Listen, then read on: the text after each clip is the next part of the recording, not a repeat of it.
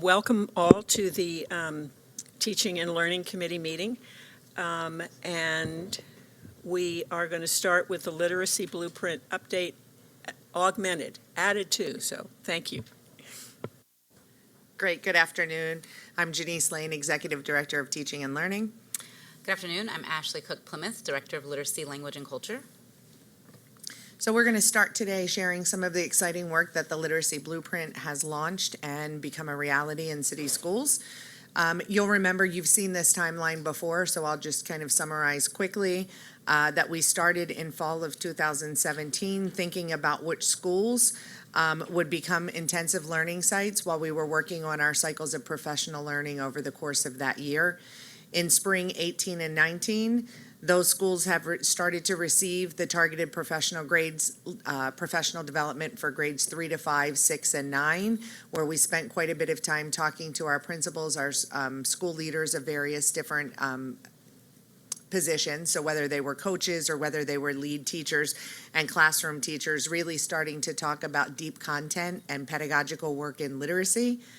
And then this school year, starting in fall of 19, we have really spent a great deal of time leveraging our new curriculum launch with those schools, meeting with the cohorts of teachers as well as with school leaders, which will lead us to the cohort 2 designation. So we're in that work right now of really starting to send out the application process for cohort 2 and think about which schools would be and have readiness available to join us to leverage our cohort 1 schools in addition to that. Today, what we're going to share with you are some updates around the curriculum and the professional development. Talk a little bit about the literacy ILS work that's been happening, some of our Gates funded work. As you know, we were granted an $11 million Gates grant over the next 4 years. So we have some of that work launching this week. In alignment to our blueprint. We'll talk a little bit about cohort 2 next steps and the ongoing feedback that we've been gathering from the field. What we'd like to do right now is show you a little clip of what the work has looked like in action in our schools with Wit and Wisdom. So as you know, this is year 1 launch. So we've been collecting feedback ongoing around things that we anticipate teachers struggle with, pacing, learning curriculum at the same time they're teaching that curriculum, but at the same time, the joy that our students are engaging and our teachers are embracing that work in front of them. So we wanted to give you just a little bit of a taste of a classroom, a couple of classrooms. You'll see this from the Wonder and the Notice and Wonder structure within the lessons. And so we'll just take a few minutes to take a look and then we'll talk after.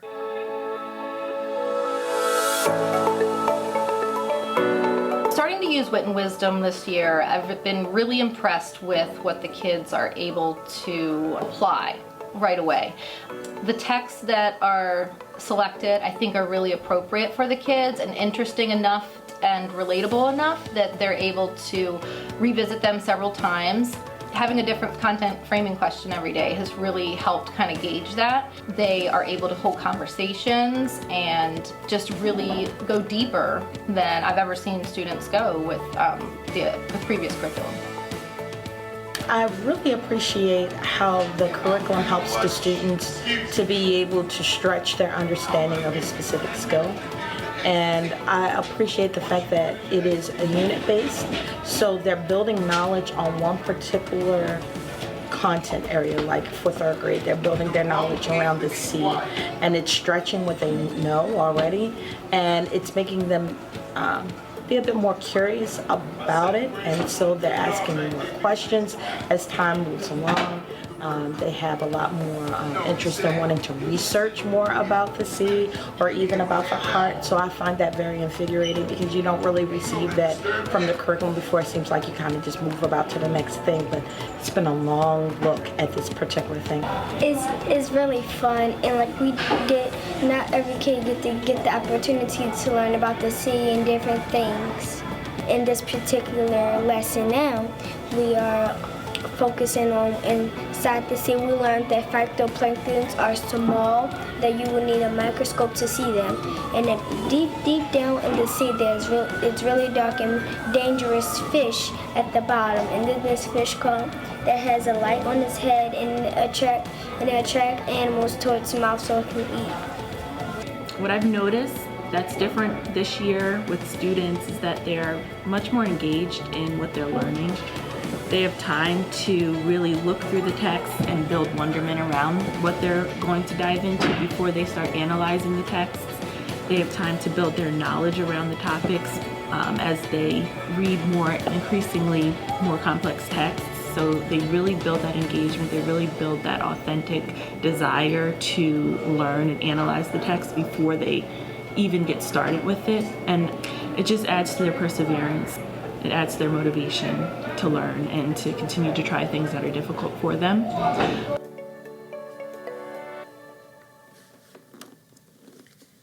So one of the reasons why we end with "to be continued" is that it's our hope that as we learn from our ILS, as we learn from other teachers who are in year one implementation, that we will be able to continue this journey and capture what year one implementation of Wit and Wisdom within Baltimore City Schools looks like.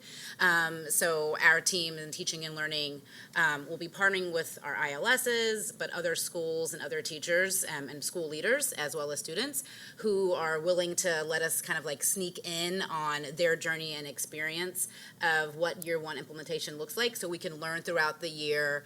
We're in most of our schools wrapping up Module 1 and moving into Module 2, so that we can kind of like pressure test and just collect evidence around how implementation for year 1 looks like, how we experienced it, so we can take that learning to think about how we need to support our school leaders, our teachers for year 2 implementation, and just learn from that. So we come back, I believe, in February for implementation update. So hopefully we'll have some additional evidence to share and capture, or capture and then share with you all, because we'll be kind of steeped into Module 2, so we can just see the trajectory of how we progress in year 1 implementation.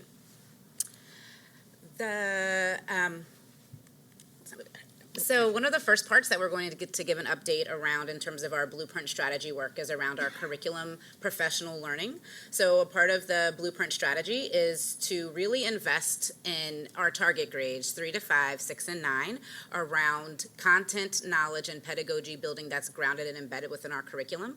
So the 3 structures in which we leverage that professional learning for our teachers and our leaders are around strategic PD with our school leaders that lead up to our systemic days. So we had our first one in October, where our school leaders will pull out a half day to go deep into Wit and Wisdom content knowledge if they have grades 3 to 6, and our high school principals or any principal that has 9th grade. We partnered with TNT and JHU, who are partnering with us this year in the revisions of our 9-12 ELA work, and we did some content development with our school leaders and our teachers around the opportunity myth, around digging into the standards aligned tasks that we revised for the 9-12 curriculum, so that those teachers and those school leaders have some deep knowledge around the curriculum and implementation and preparing and planning for that curriculum this year. For our Wit and Wisdom grades, those school leaders and those teachers of those targeted grades participated in our lesson preparation and customization PD that was facilitated by our partners at Wit and Wisdom. And again, that was a half-day session for our school leaders and for our teachers in those targeted grades to go deeper in the content with the content experts, so that as teachers were engaged in Module 1, but even thinking ahead around some of the struggles and challenges that we have been having around pacing, all was really in part due to how are we approaching preparation and planning with this comprehensive curriculum. So that PD session that was facilitated by Wit and Wisdom was to really start to help teachers in those targeted grades kind of unpack that approach, so that they had the tools and resources to be well prepared to support in their planning and preparation. And we will continue this structure for the next 2 systemic PD days, the one in January, the one in March. So those targeted grades teachers will be pulled together, facilitated by our content and curriculum experts. I'm going to get at the end, talk a little bit about some of the ongoing feedback and engagement that we've heard from teachers. We have collected so far 150 teacher responses to a survey that we put out, just kind of getting a feeler for, we have one module under our belt, what are some of the successes that you are feeling or you are experiencing, some successes that your children are experiencing, likewise with some of the challenges and some of the feedback that we're hearing, especially from our K-2 teachers or our teachers that are in the non-targeted grades, is that they would really want and desire that professional learning from the wit and wisdom experts around the curriculum. So that is one of the changes that we're making for the January and March PD, to kind of like broaden the scope that's curriculum embedded PD, not just for our targeted grades, but offer that to our non-targeted grades as well. So when we come back with our update in February, we'll be able to speak a little bit more to that.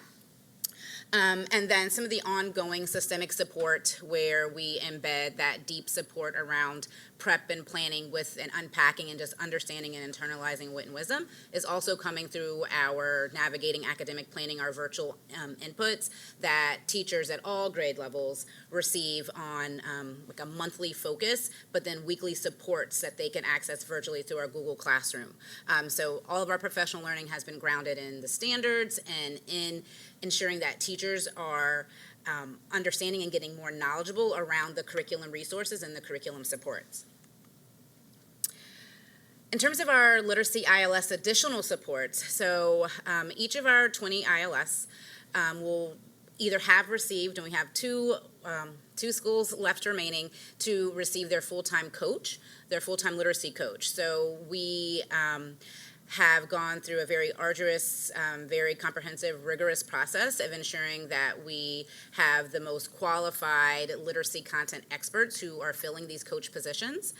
So to date, we still do have 2 ILS that we are interviewing heavily to ensure that we have the right folks in the place to support those teachers and those learners at those 2 schools. But the remaining schools that have their literacy coach, those coaches are in our schools 4 days a week. They are leading academic planning with their teams. They are leading their teachers through kind of like inquiry-based school level, team level conversations, and the coaches are really getting their knowledge within wit and wisdom, or our coaches that support our high schools, the revised LDC. They come out with their literacy team every time that we have an input from the curriculum experts and our partners to deepen their knowledge around the curriculum, and they are then turnkeying that and helping that leverage the cycles that they're leading at their schools. We have every Friday our literacy coaches come together for their own professional development, again, whether it's wit and wisdom or whether it's a professional learning that is led by our partner in the work, the New Teacher Center, NTC, and those sessions really help them kind of perfect their understanding around what it means to become a coach, and also utilizing the coaching tools and structures that NTC has created in partnership with us to ensure that our coaching model is sustainable, but also helps to kind of build that culture of coaching within our 20 ILS. So that support is in process and ongoing with our coaches. You got to see in our video Brielle Ukoha, who was one of our coaches at Lockerman Bundy, that were just really, every time we're together, it's just really exciting to kind of hear and get some feedback from them around how our ILS teachers, our ILS students are experiencing the curriculum firsthand, and just being able to learn together and learn from the ILS to help us think about how do we kind of scale up some of the best practices that they are experiencing, as well as what our additional and future implementation years of our curriculum will look like. In addition to the support of the literacy coaches, the principals within our ILS come together. It's about monthly. We had our second one last week where we convened just the principals. And during that time, our principals are going to some deep problem of practice work with one another. They are deepening their literacy content knowledge, but really that is designed for them to have a community of practice to really internalize what does it mean to be a leader of literacy. How are we shifting and moving the work with implementation of a new curriculum, with ensuring that all of our teachers understand the shifts and the standards within literacy. So that work has been really exciting. We will continue that work when Janice shares where we're going next with the Gates work and our work with Carnegie. That will be another layer of content knowledge and just really having our school leaders think about how are we approaching problem solving at our individual school sites in service of strengthening our literacy proficiency of our students. Our ILS will also, beginning in January, each of our ILS will receive 2 strength-based visits from our partners at Wit and Wisdom. And those strength-based visits are really designed to have the school leadership team, the coach, the principal, whoever else the school leader has a part of those walks. And with Wit and Wisdom, with a Wit and Wisdom coach, they will go through and highlight a strength of implementation so far. And the Wit and Wisdom team will lead those individual school ILTs into some deep problem of practice thinking around, here's what's going really well, here's what's a strength of implementation so far, how do we carry that and elevate that?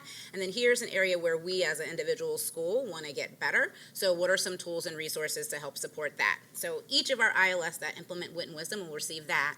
And at the time of putting together this report or this presentation and update, we have since then, in partnership with Wit and Wisdom, decided to take this a little bit deeper and elevate 5 of our ILS into a program we're going to call our Spotlight Schools. And what that will be is just even deeper learning of 5 of the ILS, where they will have on support 3 times between January and the end of the year, strategic coaching from a Wit and Wisdom expert that will be aligned to that school. And so instead of having the 2 strength-based visits, they will have a total of 3 coaching strength-based visits, as well as leadership coaching directly from Wit and Wisdom. So we'll be launching that in January. So again, at the February implementation update, I'll be able to have evidence to share a little bit more about that program, what we're learning from it so far. Because the big goal is to be able to learn even more deeply within 5 of those schools to think about how do we scale up the strengths around implementation to then eventually support our entire district with implementation of Wit and Wisdom. So in addition to the work that Ashley just described, we are also bringing to the forefront of the work from Gates. Oops, sorry, I didn't hit the slide. The work that we're bringing around the network for school improvement. So really looking at how does the cohort that we had already identified, one of the strengths of the opportunity for us to use Gates was that we already had our blueprint strategy identified and there was great alignment there.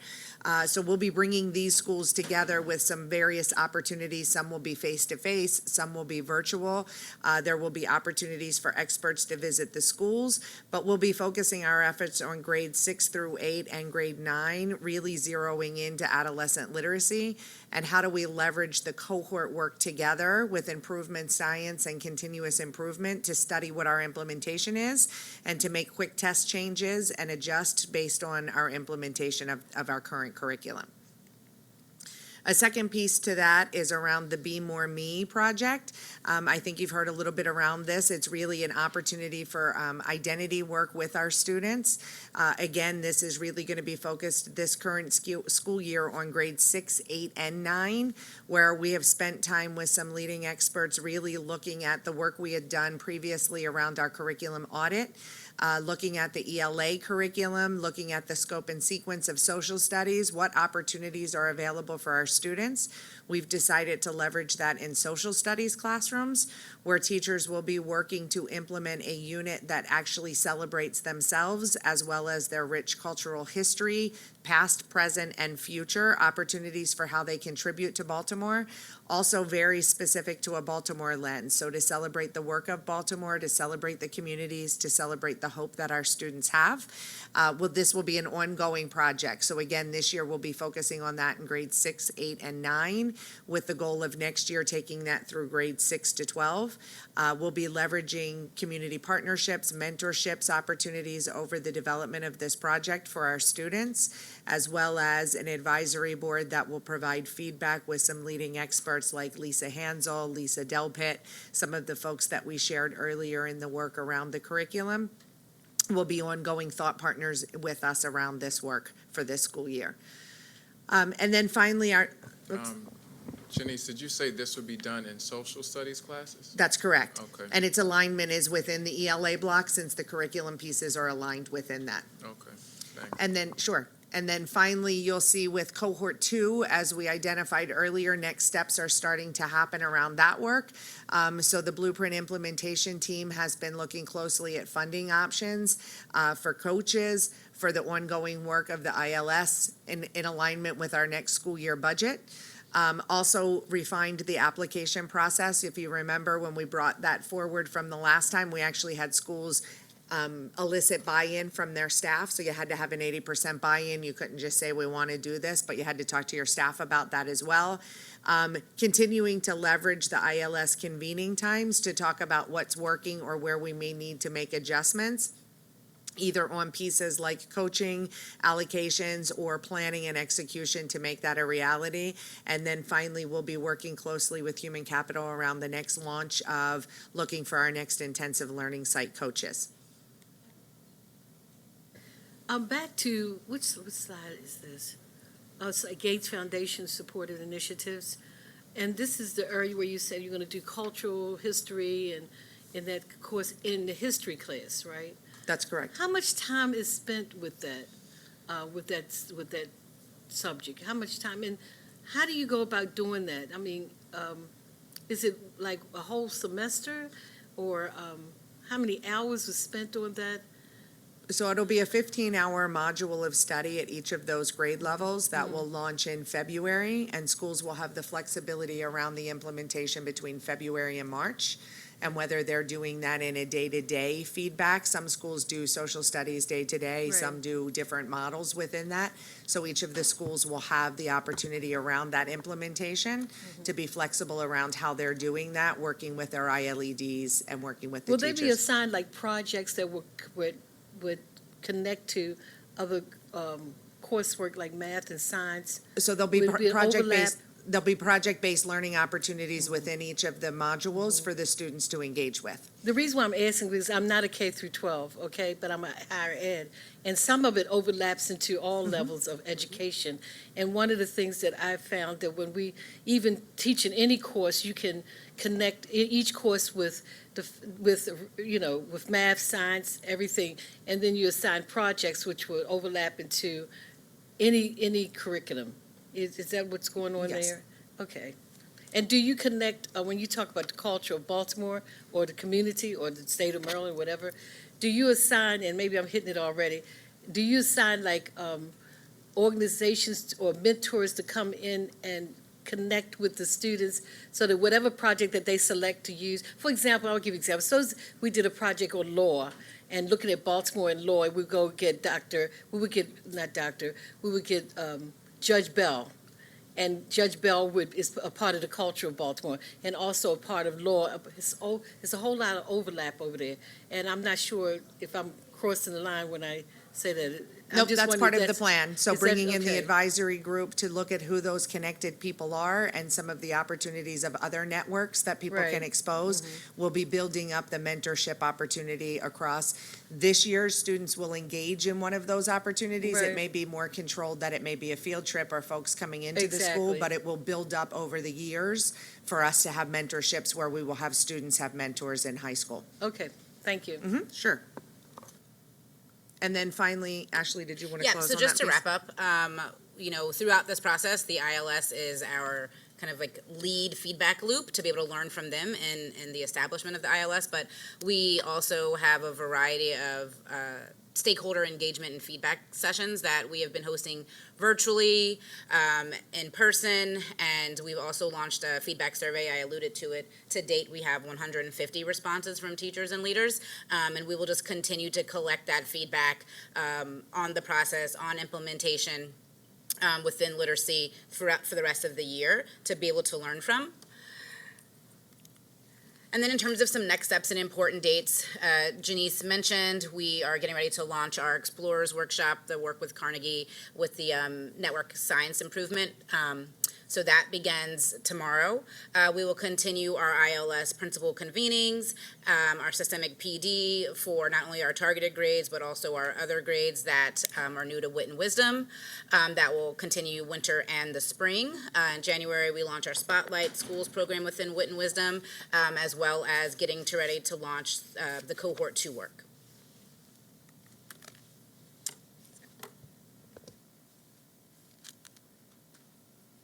Just a couple. You had mentioned about schools that didn't have coaches to date, and I guess I just want to know, I mean, what has been the plan to provide support? Because I know it was important to support them.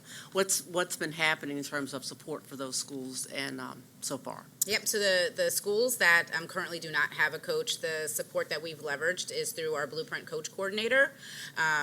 She has included those schools in her coaching cycle. She goes out and supports each coach directly. So there's 2 schools that don't have a coach. She has doubled up on supporting them. Both of those schools have an out-of-the-classroom literacy lead. So she's been working with those leads, any curriculum-based PD or professional learning that our literacy coaches have received.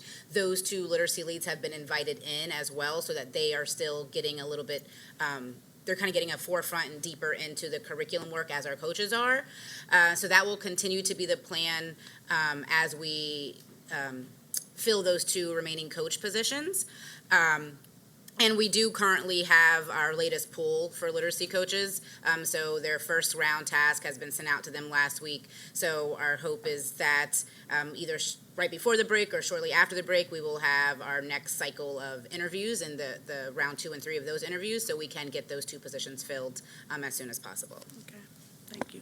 And my other question had to do with the selection of the cohort 2. And to what extent are we using some of the data around, assessments, I don't want to say PARC or the iReady, whatever, in terms of helping to identify or encouraging schools? I know it's important for staff to buy in, but I'm assuming you're also looking at some schools that would probably benefit from being a part of the cohort. That's correct. We're working very closely with the school's office so that the school's office with the ILED's leadership can also make those recommendations and encourage schools for the application. So the application is open for all schools, but the ILEDs work very closely, with the principals around which schools would be candidates for that work. Okay, thank you. When we talk about literacy, are we looking at other content areas outside of the Wit and Wisdom curriculum? Because that is the update that we got, that we received. So in terms of literacy, is this the only update we're receiving, just how Wit and Wisdom is going, how our literacy coaches and staff are supporting this curriculum, K through 8, and some of the development happening with the 9 through 12 ELA curriculum? Or are we looking at literacy in a more broad scope and sense? Want me to go first? Yeah. Sure. The frame for this was around the blueprint, so we chose those ideas and components that were highlighted within the blueprint. But yes, we consider literacy across all content areas. We just didn't provide an update. That's usually embedded within the arts, within the science pieces that are brought forward to you. But we can certainly do that when we bring the curriculum update forward in February? February. If that's a request. I would love that. And if we could consider thinking about adding literacy across the curriculum, language like that, incorporate that in the blueprint, because I think that matters. I think it's important to the progression of how the Wit and Wisdom curriculum also is going to be impacted if we're supporting the other curricular areas as well. Secondly, in February, I would be interested in hearing how the Wit and Wisdom curriculum is being implemented in our historically poor communities or our high-need schools. I would be interested to see how it's being implemented and how our students are grappling with that curriculum in those communities. Lockman Bundy is in, a high-need area. Thomas John, I would just be interested to hear more of that data in February. Okay. Thank you.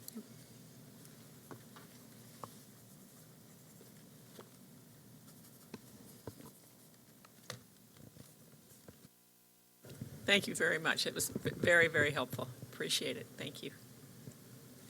And I think now we're going to talk about turnaround schools.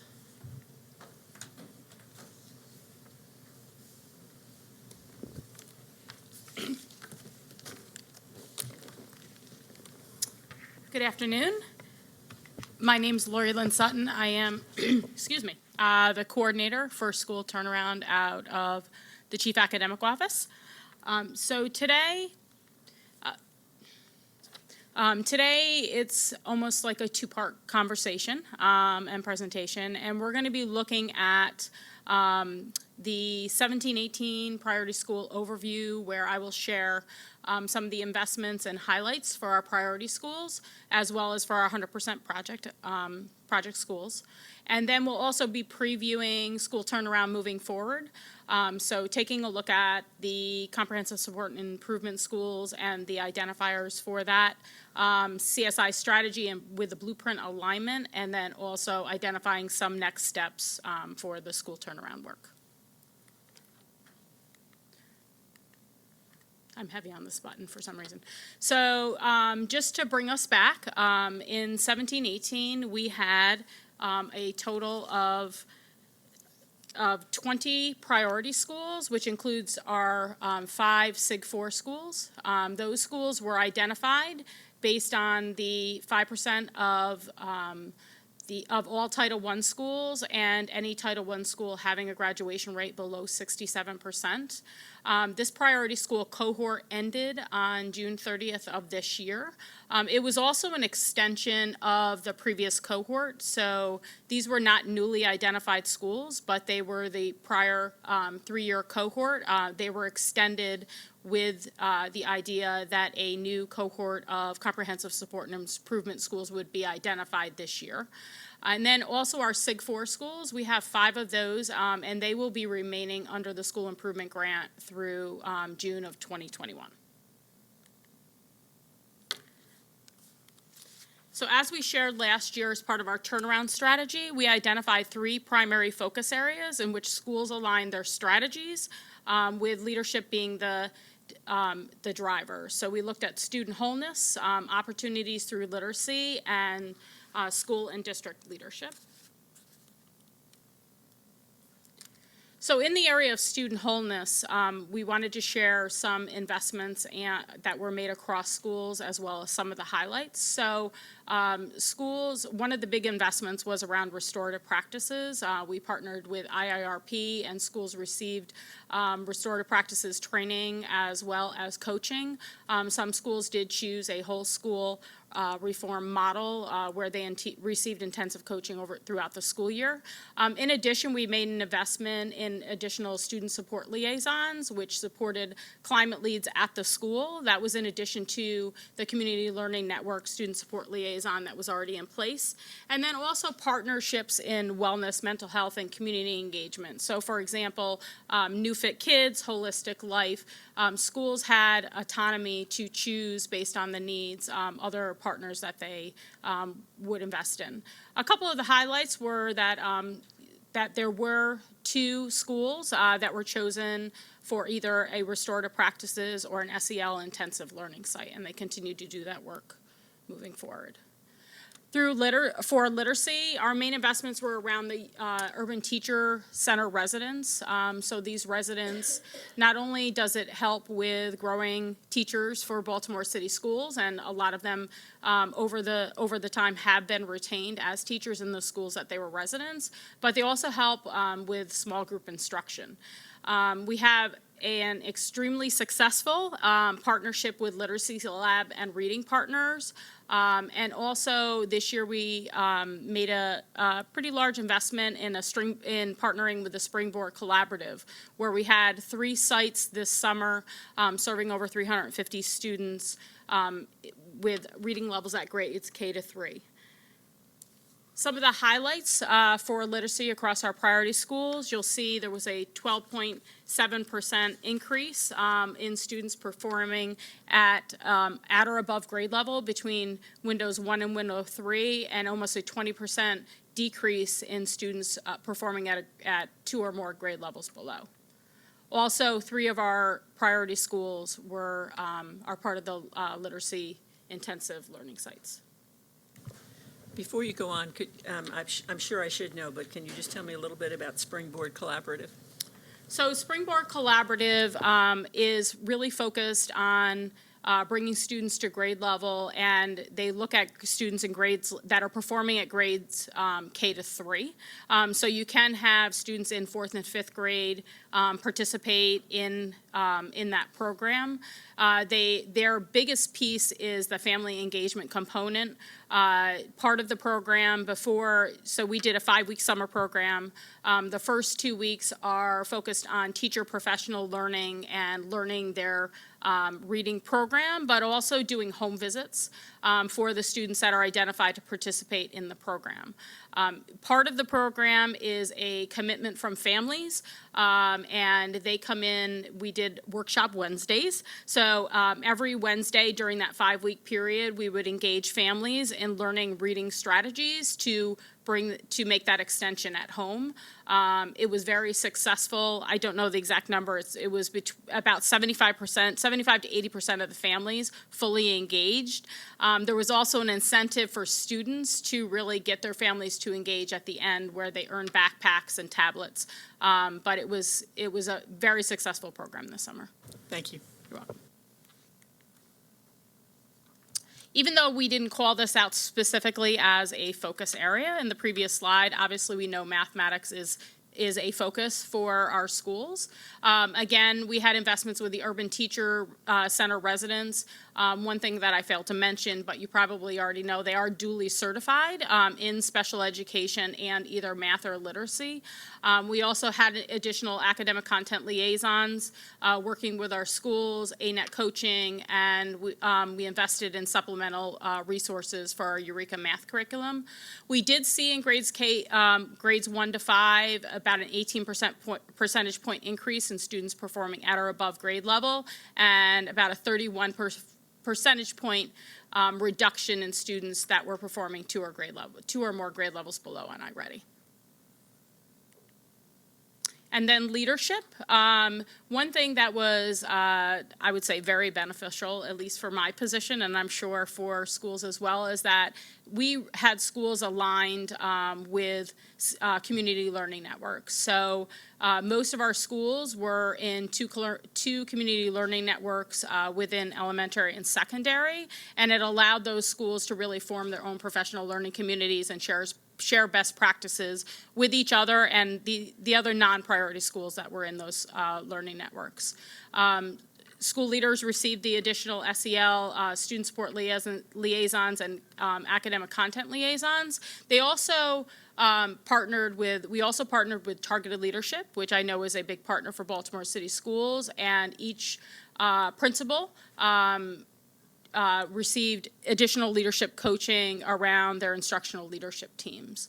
And in addition to that, MSDE provided coaching, monthly coaching that was focused specifically on their plans and strategies within their plans. The one thing I would like to share is that with the targeted leadership piece, we did reach out to each principal individually to ensure that they wanted that support, and it was overwhelming that they wanted that support for their school and their school team.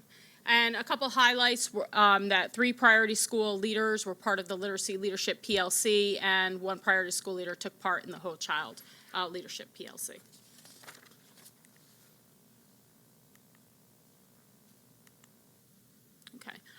So 100% project. We are entering year 2 of the 100% project. Year 1 had a lot of successes for our schools. If you may recall, there were 3 schools that were identified to participate in the 100% project: Hartford Heights, James McHenry, and Mary Rodman. And the idea was that the partnership would happen with Commodore John Rogers, who was formerly a school in improvement, and for them to share their successes, their strategies, their structures, and really have them be the learning site for these 3 schools. And we have seen a lot of successes over the course of year 1, which I'd like to share with you. So 100% project year 1, their focus areas were really around the standards-based protocol, the academic parent conferences, which are led by students, and these all continue for year 2. Their biggest piece was around the collaborative professional development through early release Fridays, through a waiver to start the school early. So teachers started 2 weeks prior to the students beginning, and their students began 1 week prior to city schools beginning. So they had that additional time with the students and with the teachers to really form those teams. But it also allowed them and allows them to have 5 professional learning days throughout the school year where those schools come together and they learn from each other. Also, the 5 promises. So the commitment to quality, honor, integrity, perseverance, contribution, and gratitude. So that was a big focus for year 1, was to really establish a culture in the school and begin that modeling and the recognizing of the 5 promises with not only the staff, but with the students and families as well. One quick question, I just want to make sure I understand. So they started early. Did they start early so they could have more days for professional development, or did they have it? So they didn't have extra instructional days? They don't have an extra instructional days. Those days are then used for professional development opportunities throughout the year outside of the. That's what I thought. I just wanted to be sure. Yes. Thank you. Yeah. They do have an extended day, but their extended day then is balanced by the early release day on Friday, where they have 2 hours every Friday for professional learning. So a lot of this is what I just shared, but during year 1, they also implemented Capturing Kids' Hearts. And if you're not familiar with Capturing Kids' Hearts, it's really about establishing and building those relationships with the staff and with the students. They use what are called social contracts. So at the beginning of the school year, they engage the students in developing that social contract, and they also do a sharing of good things. So when you go into the schools, you'll go into classrooms, and similar but different than a restorative circle, they take time at the beginning of each class period to share good things with students, which has been really effective. Again, they do the student-led conferences. They have a high level of and expect family engagement. So they do a lot of home visits, not only during the summer to engage the students and welcome students that may be new to their buildings, but also throughout the year. Could you give us just a quick example of sharing something positive at the beginning? This happens every day, right? So students, what would be a good example? So students at the beginning of class, there would be a sharing of good things. So if a student maybe say read a book with a younger sibling the evening before, they may share that as a good thing with their class. Thank you. So that might not have been the best example, but It's a good. then the next few slides really show some highlights from the 100% project for each of the schools. Hartford Heights this past year was awarded bronze for PBIS. They showed a pretty dramatic increase in satisfaction on their parent survey. They showed increases in PARCC scores for both reading and math in 3rd and 4th grade, and they were selected also as a restorative practice intensive site. James McHenry has had a drastic increase in enrollment of about 35%. They also had a pretty significant increase in satisfaction on their parent survey, as well as PARCC scores in the middle grades. 50% of the students grew by 1 or more PARCC levels, and they were also very excited about being awarded that expansion of an ingenuity site for this school year, selected this school year. Mary Rodman, attendance, they had an increase to 92%. As you know, they're in their swing space this year, and they have been able to maintain attendance at a pretty similar level. PARCC scores, they saw a 10-point increase in reading, 15 in math, and 90% that were at level 1 or 2 in 2017 was reduced to about 55%. They were also selected as an intensive learning, SEL intensive learning site. And then Frederick Elementary, even though they're not a part of the 100% project, they do they actually do collaborate with the 100% Project schools. So there is outreach from both principals, which is really, really neat to see. And they are sharing a lot of the systems and structures and best practices with Frederick Elementary, even though they aren't officially part of the 100% Project school. One of the big successes, if you recall, Frederick came into a charter when they were identified as a priority school. They also were in a swing space and merged with Samuel F.B. Morse. That merger was very successful, and they feel that the implementation of a lot of their strategies, including the restorative practices and really looking at their climate, as well as their direct instruction curriculum, has really supported students in growing and learning. So looking ahead for year 2 with 100% Project and Frederick Elementary, they are the 100% Project is continuing many of the initiatives and are building upon the ones that that I had shared a little while back. We also have the inclusion of ACE this year in the 100% Project. So ACE is the only secondary school that is within the 100% Project, but they do share middle school grade band with both James McHenry and Commodore. So there's a lot of collaboration amongst those teachers and a lot of outreach. They are also have adopted many of the structures. Of course, they would need to be modified for the older students, but they have adopted the 5 promises. They are implementing Capturing Kids' Hearts and Socratic Seminars, which are 2 of the main focuses of the 100% Project this year. Frederick Elementary, their focus each year is really around professional learning, especially around small group instruction and planning. So they have actually adopted early release days so that they can have more frequent collaboration and learning amongst their teachers. We also made an investment this year based on some feedback from the 100% Project and and Frederick Elementary. We've invested in both a strategic climate specialist as well as a professional developer with a focus on literacy and math, so that they can really help with that collaboration and implementation across all 5 of the schools. Okay, we are going to transition into the second part of the presentation around our comprehensive support and improvement. Within this part, I will talk about the overview and alignment with the Every Student Succeeds Act, MSDE's definitions, timelines, and requirements around the identification of our comprehensive support and improvement schools. We'll give you a preview of strategy and the blueprint alignment, and also talk about next steps. So under ESSA, under the Every Student Succeeds Act, part of that is the identification of our comprehensive support and improvement schools. And you will see the first bullet says on December 4th, they will announce the first cohort. So as part of the Maryland STAR system rating, the comprehensive support and improvement schools are identified as part of that process.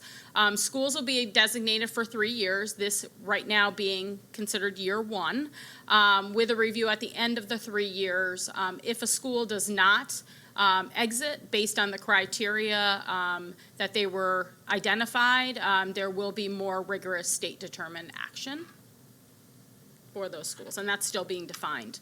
So Maryland's state definition of CSI schools, there are 2 classifications for schools to be identified as comprehensive support and improvement. The first is around the lowest performing. So similar to our priority schools, the first classification is 5% of the Title I schools based on the all students group across the state. And the second is low graduation rate. And when I was talking in regards to the identification of our priority schools, I did mention around the low graduation rate. However, it's changed a little bit under ESSA. So any high school, Title I or not Title I, that is failing to graduate 1/3 or more of their students, which is below 67%, will be identified, based on the 4-year adjusted cohort, will be identified as a comprehensive support and improvement school.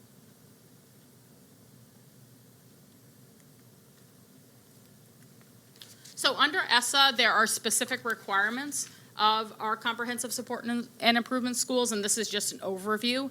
And in the next couple slides, I will share a timeline of what that would look like based on the 3 years. So the first part is for them to complete a needs assessment based on a number of data points that is provided both through the LEA and through the State Department of Education. Something that is going to be new to us in the school improvement work is this root cause analysis piece. So MSDE is currently finalizing their partnership with the University of Maryland, and all schools that have been identified as comprehensive support and improvement will go through a root cause analysis with University of Maryland, where there will be recommendations for them to include in the development of their plan. Third, there will be a development of a intervention and action plan that must be approved by the LEA and MSDE. That plan will be in place for 1 year and will be updated or rewritten in year 2 and year 3.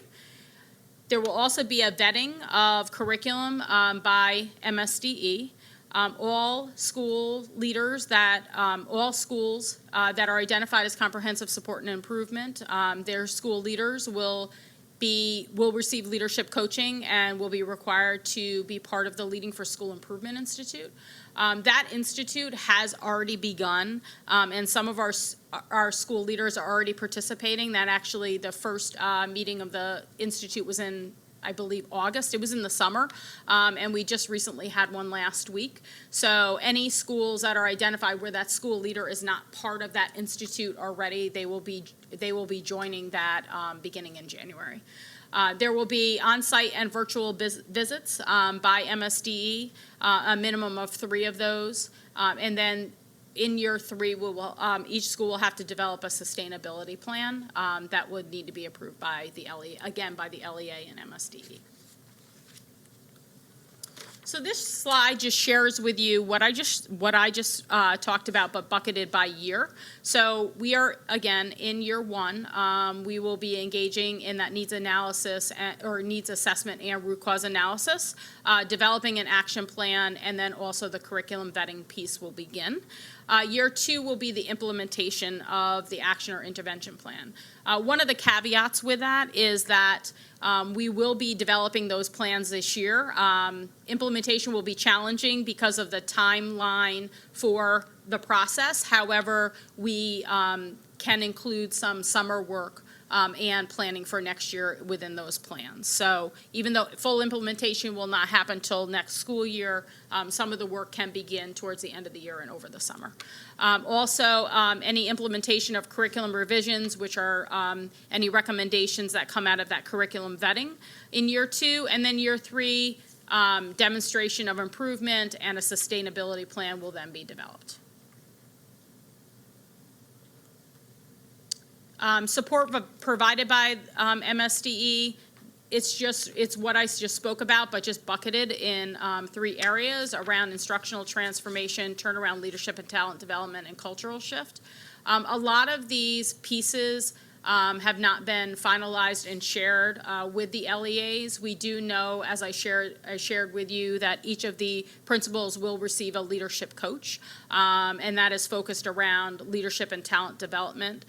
There are a number of professional learning opportunities that MSDE has offered and will offer to these schools, and then they will also be supporting around the community engagement, student achievement, and student wholeness and well-being.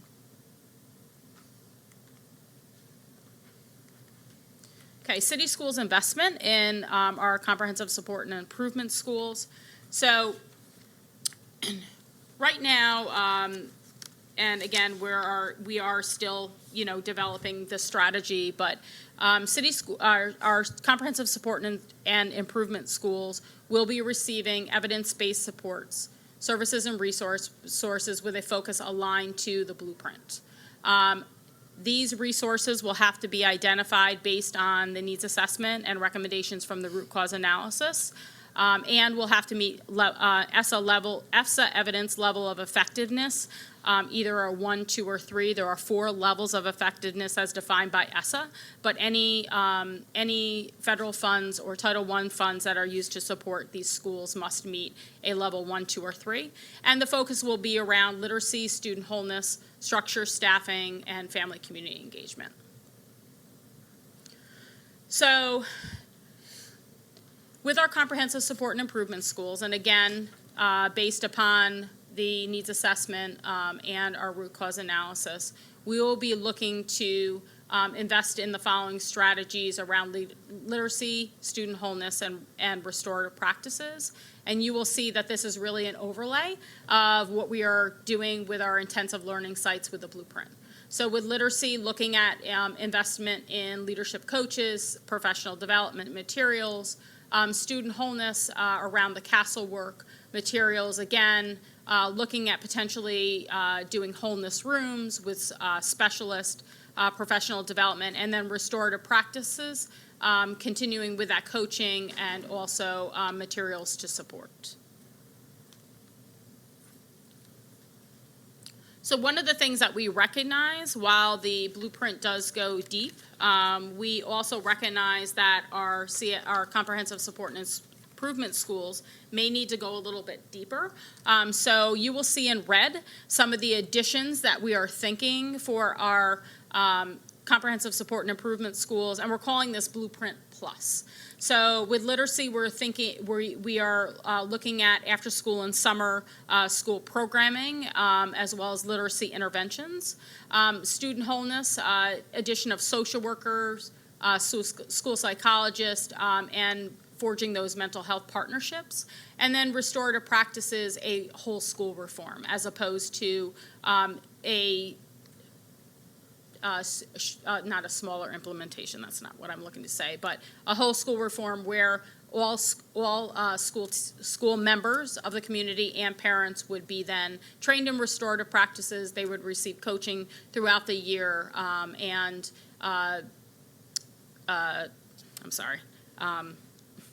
that would be built into their structure. In addition, some of the areas that we are thinking about for those investments, or for additional investments, would be around mathematics. For example, ANET and math coaches, around staffing and structures. One of the things that we have experienced and learned through the 100% project was the success of the strategic staffing, and that may be a consideration for our comprehensive support and improvement schools as well. Direct student support.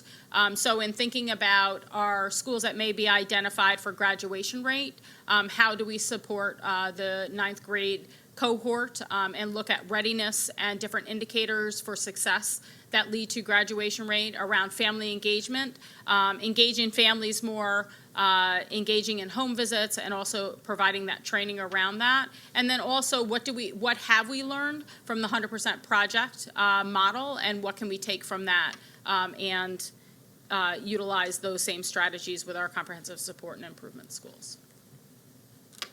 And some of our next steps are to, refine the logic for the differentiated investments. Of course, that will be in alignment with the schools conducting their needs assessment and root cause analysis. Our understanding of when that will happen is we will begin, once the schools have been identified, we will begin to engage in looking at the data through the needs assessment, and then we would be working with the University of Maryland in partnership over the next few months to conduct that root cause analysis. Also establishing that action plan with the school and getting that approved by MSDE. That is looking at about March or April. And also developing a logic model for evaluation, because we want to obviously ensure that the strategies that we put in place and that we're investing in are really having an impact on student learning and growth.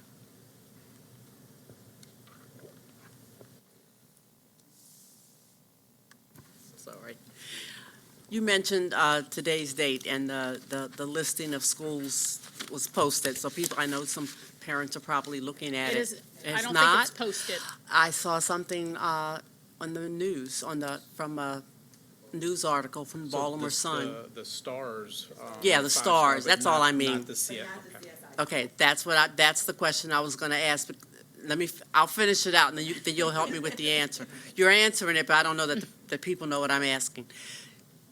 What relation, if any, do those stars have to what you're talking about today? Because I can see a parent looking at the stars and beginning to think, if my school is rated, that means it's going to be one of these intensive sites. So I am going to do a pass to Teresa because she is the guru on star ratings and would probably have a more comprehensive answer than I would have. Lori Lynn, you're much too kind, but thank you for that It may not be a transition. comprehensive answer that we need, just I don't want It's just a people to straightforward panic over answer. looking at those, yeah. Yes, so first, I want to acknowledge what Lori Lynn shared in terms of the two different categories. As it relates to the star ratings, it's not a one-to-one, so you cannot automatically assume that a one-star rated school would be identified as a CSI school. That's largely because CSI schools for that low-performing category are based on Title I. And so they would have to have been identified as a Title I school, having performed in the bottom 5% across the state. So at least as of this moment, Sean nor I have access to that information. So as best we know, the district has not yet received that official notification. The second piece is, as it relates to the high schools, while it is based on cohort graduation rate, we have greater level of confidence around what we have projected around which schools will be identified in that category. But there were a couple where there were outstanding questions that MSDE had to confirm, largely based on the cohort size, that would determine whether or not our projected list ends up being the final list. So at this point, we would say we do not have an official determination that anyone should communicate. But what we would say for the public standpoint is, as a district, once we know what that is, obviously we'll be communicating that with staff and as quickly as possible being able to communicate how that's going to play out in terms of the district support for these schools. Thank you. I want folks to, as they look at some of this data that's coming out, to just be realistic about it, so thanks a lot.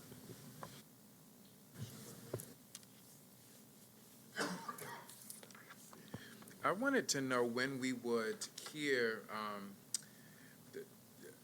something, if the Blueprint Plus, those additional supports, when will we be able to hear whether or not those are going to move forward in those schools? You said this is what we could see potentially. So when will we be able to know?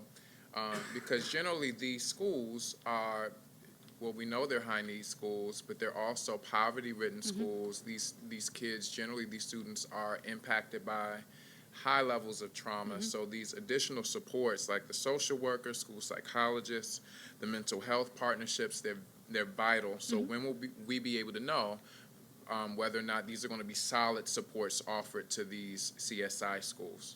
So again, part of that is following the process. So schools will receive their needs assessment data. It's actually waiting to be released, and they will have they will have time with their leadership teams and their school communities to take a look at that data. And then the root cause analysis is really where some recommendations will move forward, but there will also be autonomy and conversations that happen with schools and their instructional executive directors or principal supervisors to really determine where to make those investments. The timeline is around, for us to get those recommendations back around the end of February, beginning of March. But that doesn't mean that the planning doesn't start to happen, because school leaders really do know their schools, and I'm sure that any recommendation that comes from out of the root cause analysis is not going to be that much different than what they know their schools need.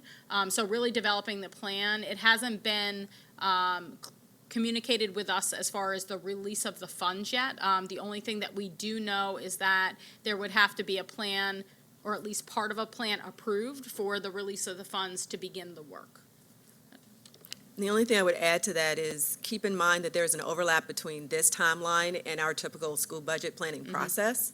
So I think one of the things we'll have to work through is, once schools know their designation, how much can they lean forward with their school budget planning as is versus relying on the release of these additional funds that will come with the state's funding. So it will be a little bit of a dance, but I think to Lori Lynn's point, the intent is that we're working in close collaboration with the MSDE around this so that we can take advantage of every minute that we can to be able to use the funds available to us in the ways that we think are most strategic and will move the needle.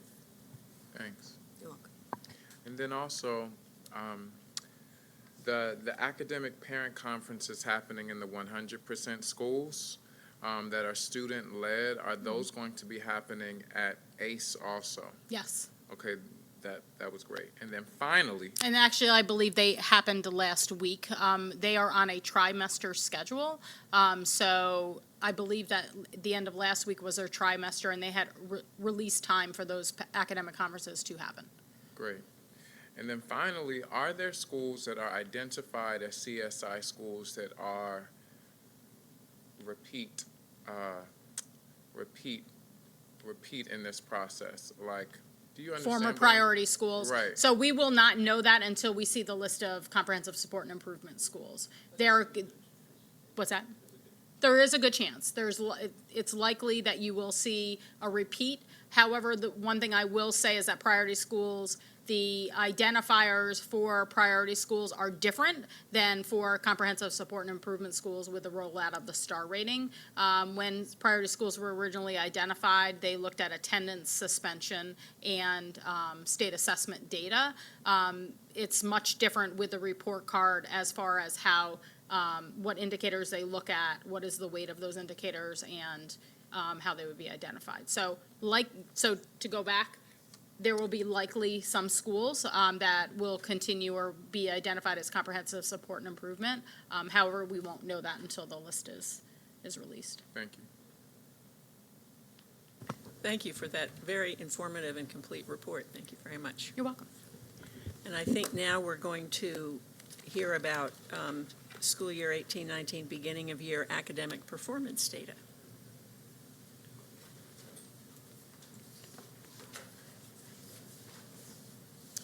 So while members of the team are assembling at the table, again, I'm Teresa Jones, Chief Achievement and Accountability Officer. What we'd like to do this afternoon is to share with you some of the data around the beginning of year performance of our students. Keep in mind, we typically have sort of an update for the board 3 times a year. At this point, we're going to sort of see how are we starting the year, what are some of the strategies that we're implementing based on what we've seen historically from year to year about this time, and what are we seeing in terms of some potential improvements and movement based on the strategies that have been implemented. So admittedly, it's going to be a lot to cover, and I know we're starting this section a little bit late, but I'm going to trust that the team is going to be strategic and focused in their comments for the board, and at this time, I will turn it over to them to get us started. Good afternoon again, Janice Lane, ED of Teaching and Learning. Good afternoon, Heather Nolan, Director of Knowledge Management in the Office of Achievement and Accountability. Good afternoon, Beth Sappy, the Director of Mathematics. Good afternoon, I'm Alyssa Boston-Jackson, the math coach and academic facilitator planning for Gardenville Elementary School. So I will do the kickoff intro and I'll summarize quickly. Purposes for assessment, as you know, is to provide information to teachers and students on their next steps for teaching and learning, to communicate to families and their communities around student progress, how students are progressing with the learning, and then finally to help inform district decisions around professional development, curriculum work, etc. You'll know that in the blueprint, there are specific call-outs around assessment and how do we use that, so that high-functioning schools use professional learning as an opportunity to leverage assessment data, think about what students are doing and make adjustments based on that information, that they're using the information consistently that is available timely for students so that teachers don't have to wait for an end of the year or an end of the unit assessment, but can look at formative and summative opportunities. And then finally, systems and structures that are in places for schools so that there's collaborative planning, there are ILT or instructional leadership meetings where the teams are coming together to look at trends across the school, look at trends in a grade level, look at trends in a classroom.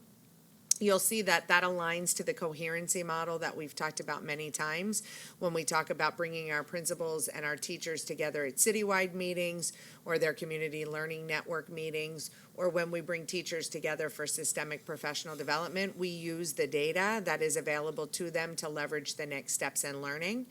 And we also have utilized that as a strategy on the ongoing weekly planning, the academic planning that teachers have available, so that whether it's literacy, whether it's math, that the teachers see the data and can instruct the decisions that they're making based on the data and what their students need.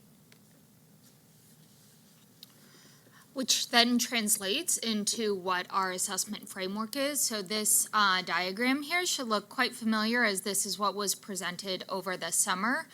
We have a comprehensive assessment strategy that focuses on formative assessments that help guide and inform us to what we are being assessed on at the end of the year through our summative assessments. So on the left-hand side there, in terms of interims and common formatives, you see a list of assessments there that touch on ELA as well as with math within interim common formatives. And then we also have some classroom formatives that happen in more frequent time spans that help gauge and inform any changes that teachers have to deliver around instruction. And the example there is our new reads. And then on the summative end is where you see more of the state mandated assessments like the PARC, like the MISA, which is our science assessment, and then our ALT assessments for those that have a disability that are not eligible to take the PARC. For the purpose of this presentation, what we are going to be sharing results on are on our interim and common formatives that we have available currently, as well as an example of our classroom formative. And so we're going to start first on the math end.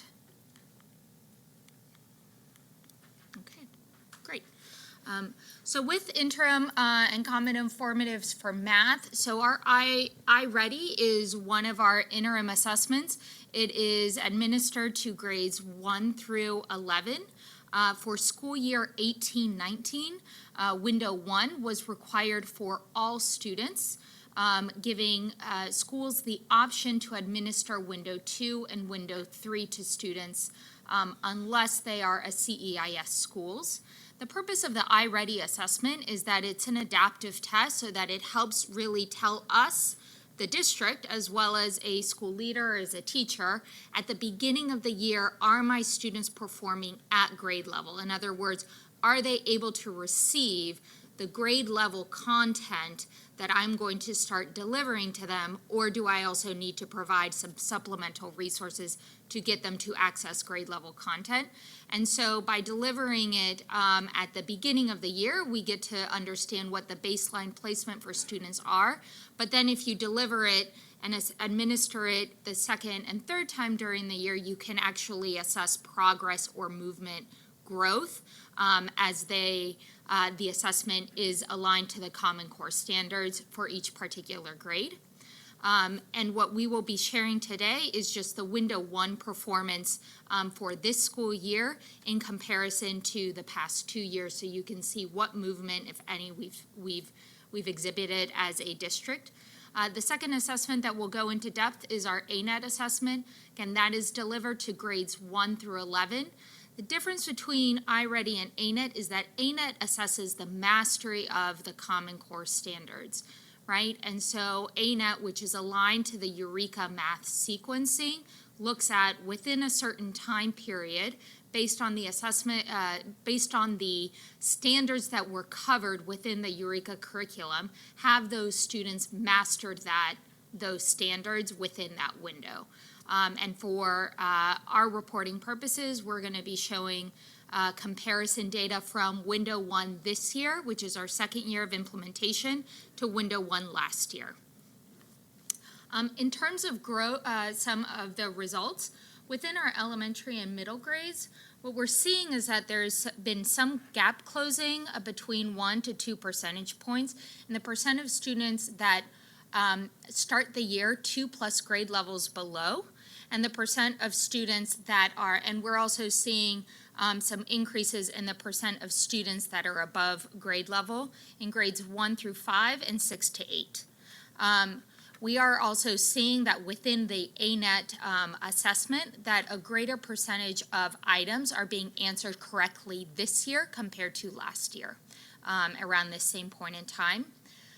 The high school story is similar to in prior years, where the majority of our students tested on the iReady Math are performing 2+ grade levels below. In other words, they're entering school or continuing school, remaining to be multiple grade levels below. However, when we do look at the assessment that measures mastery of Common Core standards and how they are receiving grade level curriculum or content level curriculum, we are seeing, again, in Algebra 1 and Algebra 2 for those high school students that are tested, a greater percent of items answered correctly. So those students that are tested at the grade level content or the content level content, there are more answers being answered correctly than in prior years.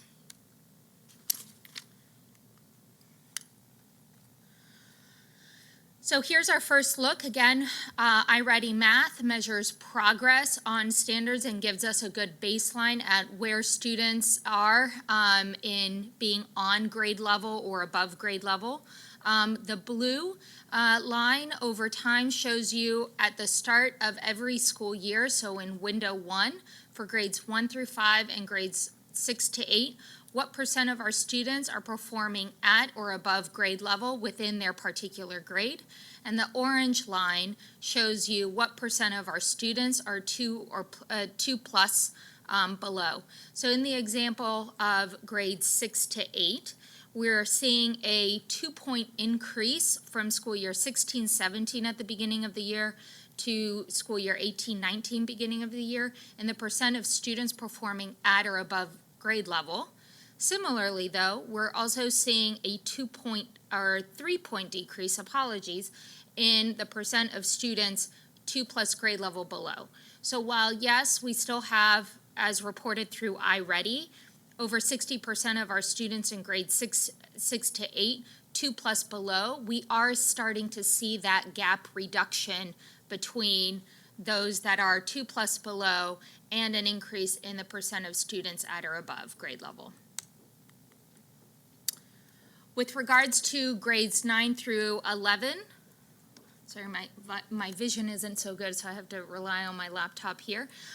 With regards to grades 9 through 11, of those students that are tested in school year 18-19 at the beginning of year, 12% of those students are at or above grade level.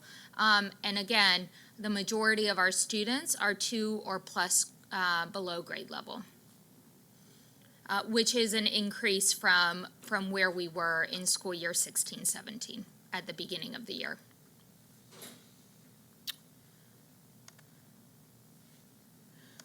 We also wanted to provide a snapshot for the board as well as the public in terms of how our students with disabilities are performing on our iReady assessment. In prior years, there would have been, alongside this presentation, a more detailed presentation around a special education update. For this year, we've updated the structure of that and are giving the board a beginning of year and an end of year update, and so we wanted to make sure, at least for this first round of assessment updates, we presented a picture of where our students with disabilities are performing in relation to their general education counterparts. And so here we're taking a look at, on your left-hand side, percent of students at or above grade level. So this is looking at that span of grades 1 through 11, and we're seeing that, you know, overall for students with disabilities, that percent of students at or above remains relatively flat from last year to this year, and that the same can be said in terms of the percent of students 2+ below. So overall, the majority of our students with disabilities are performing 2+ below, but we are seeing you know, when we look at within schools, some movement of progress for those students.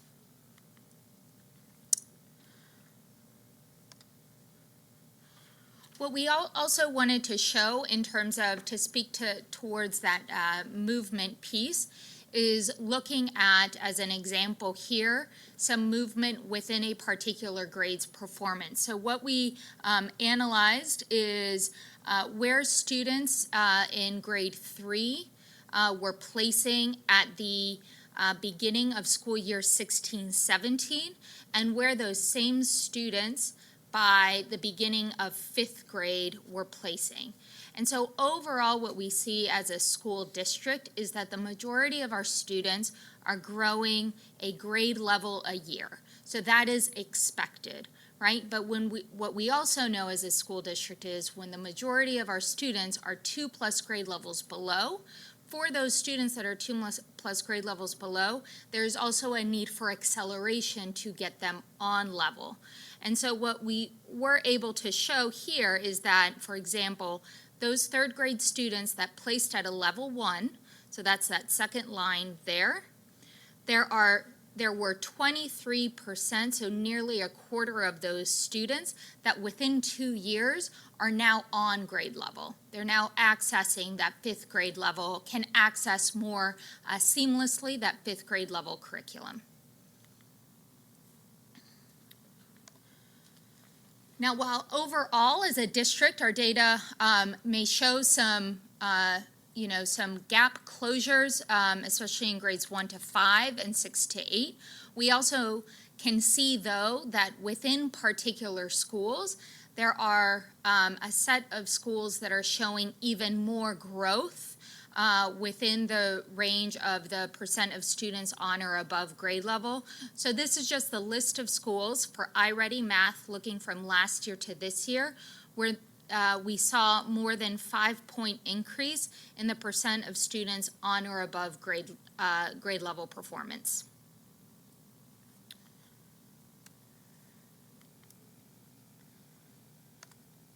Now I want to pivot to the ANET assessment data. So again, ANET is what assesses the mastery of standards within a time period based on the sequencing of when those standards are being taught using the Eureka curriculum. What we show here, looking at grade bands 2-5 in the first administration, is that for school year 18-19, the percent of items answered correctly totaled 44.1%. This is 4 points higher than this same time last year, where we were just reporting under 40%.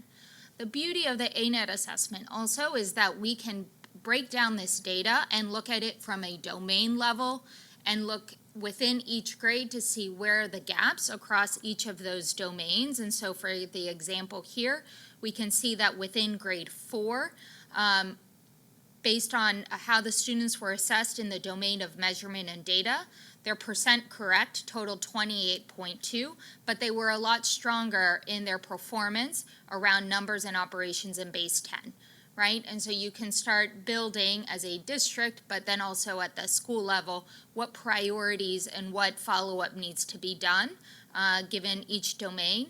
And then we can even drill down into the standards level. Now, what I will say, as you can see the list of standards there that show where greater than 50% of the items were answered correctly. Last year, I think we highlighted 5 or 6 standards in grades 2-5. Now we're highlighting so many more. So that is a sign of growth and improvement of how our students are accessing, again, that grade level content within their grade. Grade 6 here, what we are providing is a show of the performance at the students that are assessed on math grade 6-8, with 28.6% of items answered correctly. This is a slight increase from last year. What we also are calling out is for grade 8 Algebra 1 test takers, what their performance is. So we do see a dip in the percent of items answered correctly, but if you look at that end count, you're also seeing a larger increase in the number of students taking the Algebra 1 assessment in grade 8. And again, the similar data is available at the domain and standards level that allows us as a district as well as schools to really identify and prioritize follow-up support and follow-up instructional changes. And then finally, in grades 9 through 11, these are our high school subjects. We break it out by Algebra 1, Algebra 2, and Geometry. And where you're seeing the most growth, again, is in our Algebra 1 test taking, as well as Algebra 2. For example, in Algebra 2, where we had 30.1% of items answered correctly last year. Now we have 34.2% of those items answered correctly, with very similar numbers of how many students were tested. And again, we can break down that performance within each of the subject levels by domain, as well as within the standards to see where do we need to reteach. So we're going to take a look at just how we hone in on the standards and think about how we're focusing on that learning with leaders and teachers across our professional learning opportunities to really unpack standards. So an example is looking at a sixth grade standard, and really the main focus is looking at that standard and understanding what does that standard call for. What are those foundational standards that we need to fill the gaps in order for students to have access to this grade level standard? And also really thinking about those aspects of rigor. Are we making sure that students are engaging in the math in the way that the standards are calling for around that conceptualization, the application, and procedures? So one of the questions we want to always think about is what skills and knowledge are required of the standards. So when we're going through this with teachers during our virtual learning opportunities and with leaders, we always want to think about those questions, and also about what types of questions would you think are going to expect, or what would you expect students to know and do in order to meet mastery of this standard. So just thinking about this sixth grade standard, if we go into the next piece, this is around where we fell based off of A1 data this school year. So on machine scored, so very similar to Park, we have our type 1, type 2, type 3 tasks. In Park, really the machine scored part of that would be the type 1. And ANET, it's similar, the multiple choice, the selected response questions. As a district, we scored an average percent of 21.2 on this one grade 6 standard. And on the constructed response items, which are the teacher scored and ANET, we scored 9.5. If you want to also look, you can see the Park score. So if we look at the standard level for Park from 17-18, that is 23.6%, which is very closely aligned to that machine scored average on ANET. The Park average is also only giving you, at this point, the machine scored items and not including those type 2 and type 3 tasks where students are actually writing and justifying, explaining their work. So we're going to look at the math for a moment and think about how students are engaging. So these are two examples that students had to complete on ANET 1. So if you look at the first one to the left, that's a multiple choice question, which is what we call the machine scored item.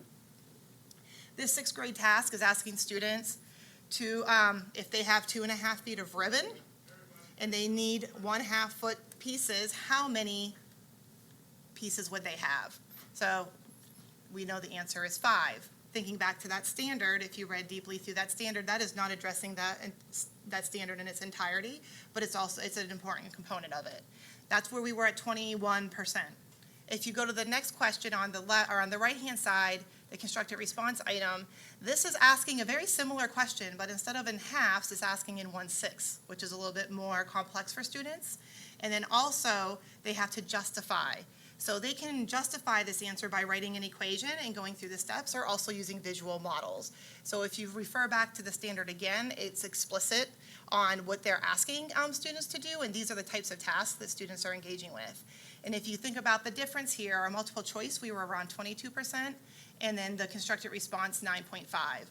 Because we know we have a lot of work to do around those constructed response items this year in our professional learning, with school leaders and our academic planning facilitators and teachers, we're really focusing in on how are we norming those constructed response items after unpacking those standards, and then also thinking about how are we using this data to make actionable steps.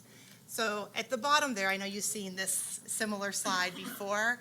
In November, again, each grade level has their content analysis where we really dive into the content that's going to happen for that month and unpack the math. Thinking about the standards, what are student misconceptions, what are areas that we feel teachers need a little bit deeper content knowledge, so we sort of highlight that. And then this month, which you see circled, is around that assessment of norming ANET constructed response items. So during our citywide session with principals and academic planning facilitators, we focused on norming those constructed response items, so really looking at the evidence statements within our rubrics and identifying which students really need to know in order to show success. Schools also had the opportunity to do that through the virtual learning program that we have in that Google Classroom at each grade level. And we also are thinking about our data meetings. So we want to make sure teachers in schools are identifying their teaching and learning cycle of how are they planning, teaching, using their data, and then reflecting and making adjustments and going through that. So also focusing in on those data meetings to make sure that we are hitting all those pieces so that we are re-engaging students where we need to. I'm very excited that I have Ms. Boston Jackson sitting next to me today because she is the academic planning facilitator at Gardenville Elementary, and she has really been working hard with her math teachers to engage them in the navigating academic planning and also how they're leveraging their data. So she's going to share some of the things that she's been doing at her school this year, just so you get a perspective from someone other than me telling you what they're doing. And I also want to share, just to give them a good intro of all their data for ANET and A1 has exceeded the network average. So they were in green in all 5 classes, so that was very exciting to see. So I'm going to let Missy take over. Thank you. Again, I am the math coach and the lead academic content facilitator for Gardenville Elementary School. We do meet every week for literacy and mathematics. However, I'm going to just talk to you briefly about the connection of what we do using navigating academic planning through the Google Classroom within academic planning at our building. First of all, I have done this job for many years, so many of the resources that I have gleaned have come from personal research, for PD, meetings with ILEDs, the math rep meetings. So I had a lot of information to be able to support planning academic facilitating in my school. However, this year, having the Google Classroom has really benefited not only my experience with looking at data and looking at instructions and the standards, but I can already see the benefits of using this platform with our teachers as we discussed with our increase of data for ANET. It is an increase from last year, but we're very happy with seeing that sea of green. What we do every week is we meet, and I use a lot of the resources from the Google Classroom. It's very easy for me to download, take a look at the research, the videos, the content, and make informed decisions and making some modifications based on the needs of our staff on how to actually plan our 60-minute session that we have for mathematics. A lot of our information deals with looking at the standards deeply, digging into what the standard means, what are the instructional practices that we should be using. That, of course, deals with Eureka, and what the classroom practices that the teacher should be engaging in, what we should be seeing as it respects for rigor as we look at building conceptual understanding, application, and problem solving, and, of course, fluency, which is knowing your math facts and procedural fluency in our classroom. This is in line with all the different walks that we do weekly as we look at mathematics and having a real focus with our leadership team, which is my principal, Mr. Anthony Brooks, my assistant principal, Mr. James Krause, and myself. The teachers, we come together and we meet and we take a look not only at the data, but we really begin to engage in looking at the student work. One of the sessions on the Google Classroom focused on the 3-stack protocol. We engaged in that process a few months ago, and that allowed us to look at the students' work as it relates to exit ticket and whether or not, using range-finding activities, they were meeting the standard.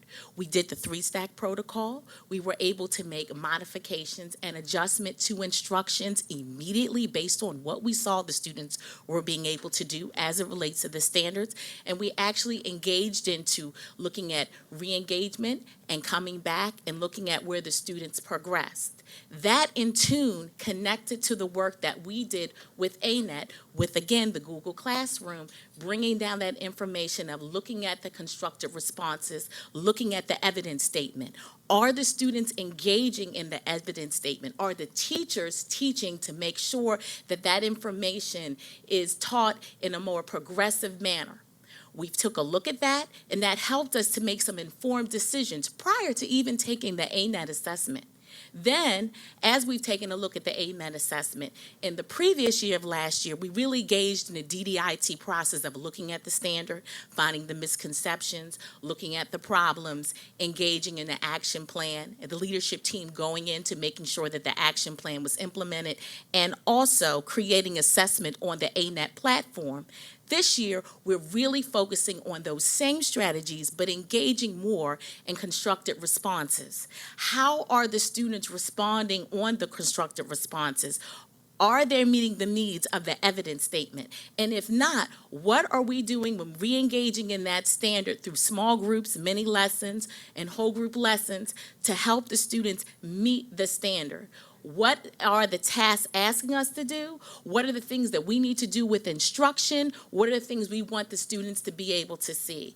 And I can't tell you how many rich conversations that the teachers are having about the standards, about the student work, because of this particular process. And we will be continuing to engage in that as we are going to be lifting up those standards, going into classrooms to see the work as it relates to that, and the students and the teachers are coming back.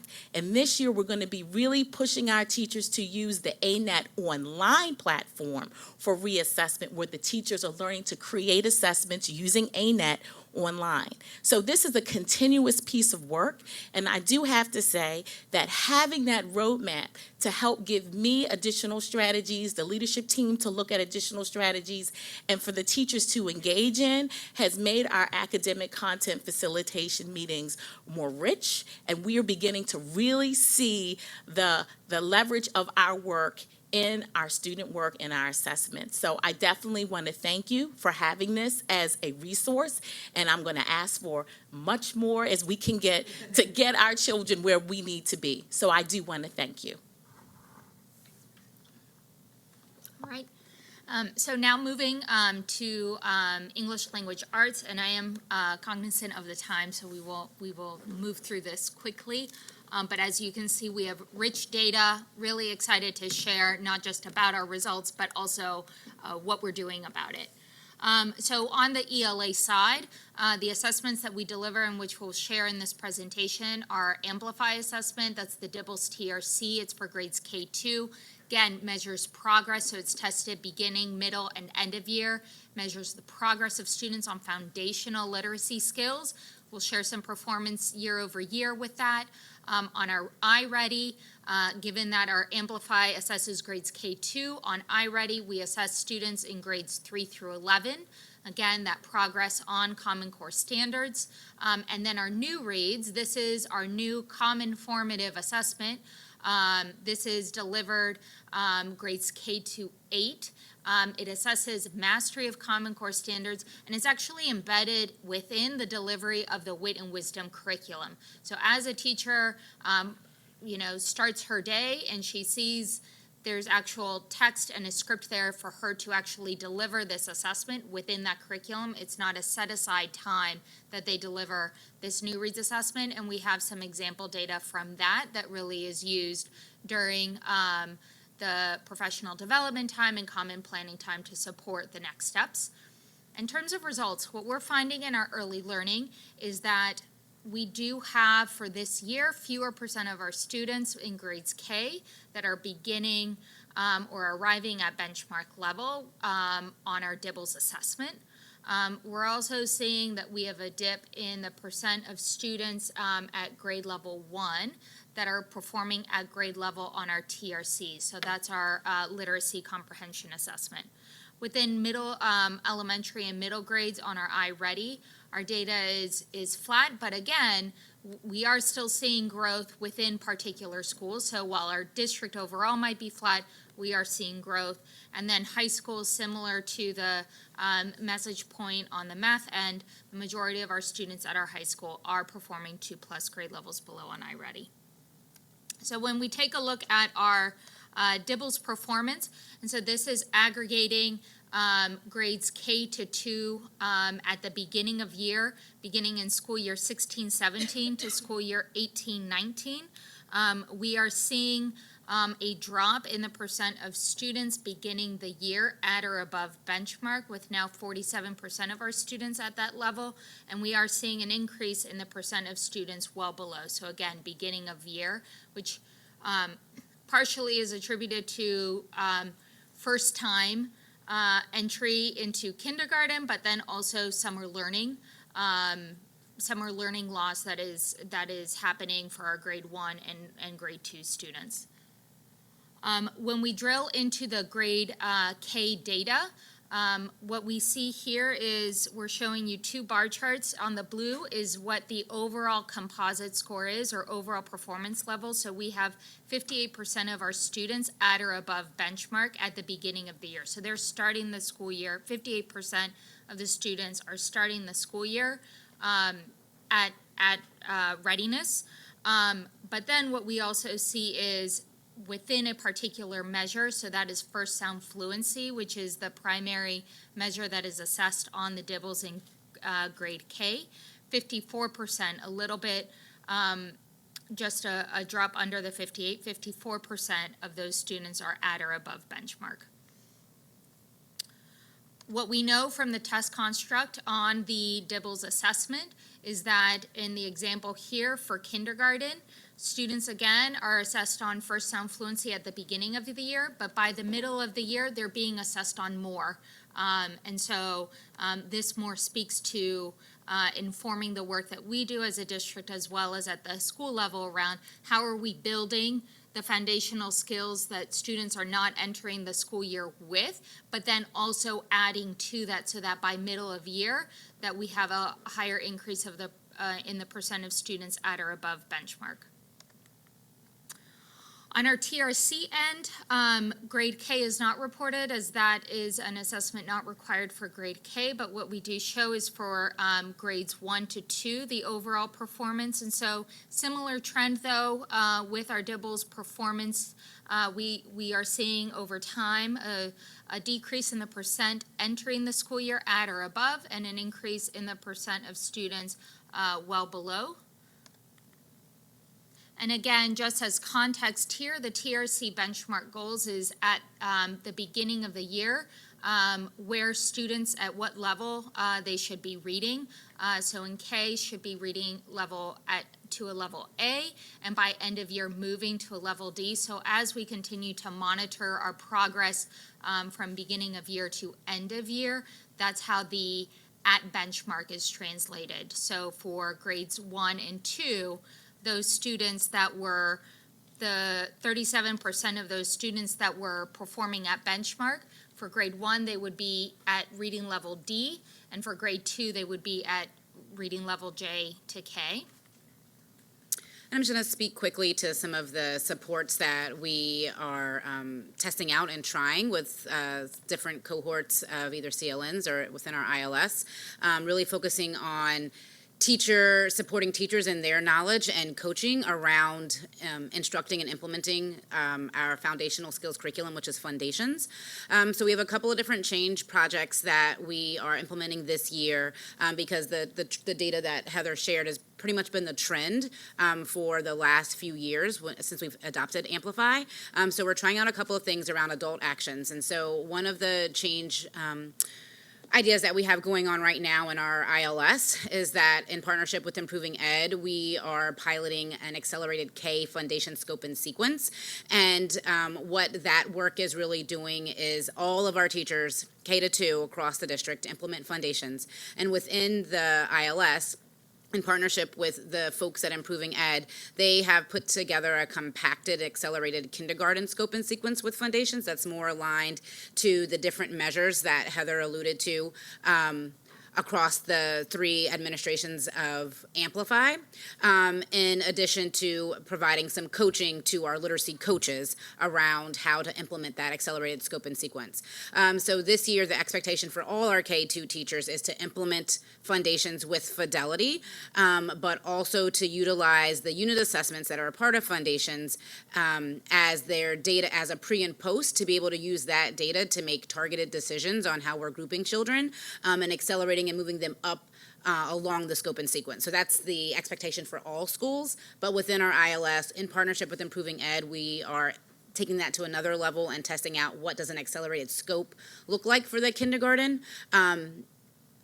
There. Another pilot that we have going on, or change idea that we have occurring in CLN 6, is we are working with some schools there in partnership with Amplify and their Start Strong program, and that includes some virtual coaching, a mix of virtual and in-person coaching from the folks at Amplify that will assess teachers or help teachers take, again, that Amplify data and their foundations data that they are getting and making strategic decisions around how they're grouping and moving students along.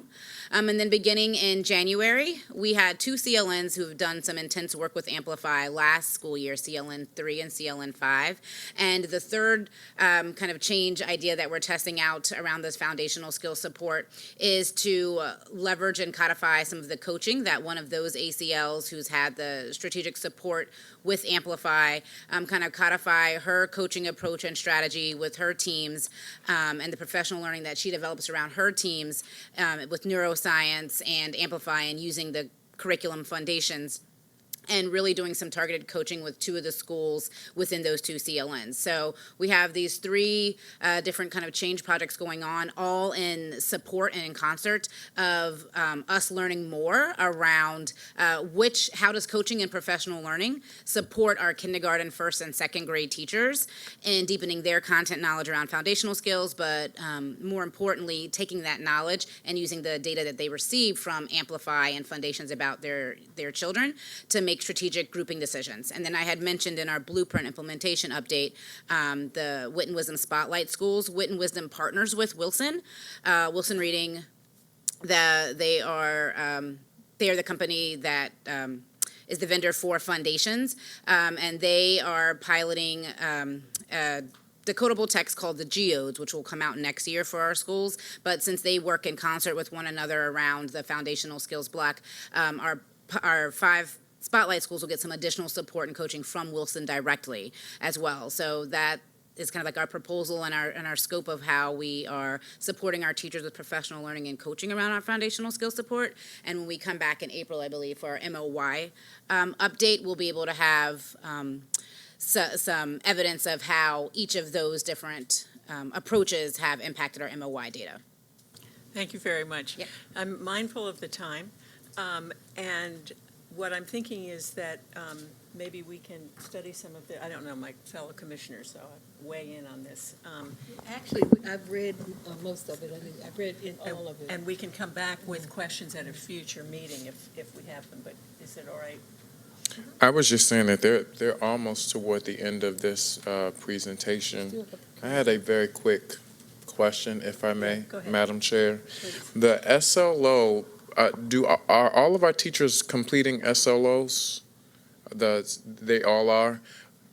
Yes, SLOs, just for those that don't know, are our student learning objectives, and that is what's used as a component of a teacher's evaluation. So, Sure. yes. Are they using this beginning of the year data? Is it standardized? Are they able to choose the data that they're using for their SLO, or is it based on the iReady, the ANET, the the beginning of the year assessment? Are they using that data for their SLOs, or are they using a combination or a conglomerate of several different things to So develop their SLOs? The district releases guidance to our teachers on which assessments they can identify or use for their SLO development. And so some of the assessments, as you stated, the option is to use iReady. And then the other option for our early learning grades is to use the Amplify. And then for math, there's the option this year to use ANET for their SLO. And then teachers outside of these 2 content areas, what do they use? They use teacher-created assessments.